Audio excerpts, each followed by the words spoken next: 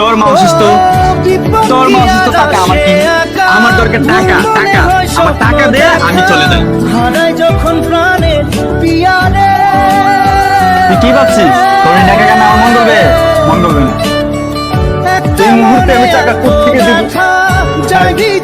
আমার 2টা দিন সময় দেন, আমি আপনার পায়ে পড়ি ভাই। এই ভাই দাঁড়ান, আপনারা কি করতেছেন? আপনি ওর পা কেন ধরতেছেন? আর ভাই আপনি ওর কাছে কত টাকা পান? 40,000 টাকা পাইবেন। এই নিন আপনার 40,000 টাকা।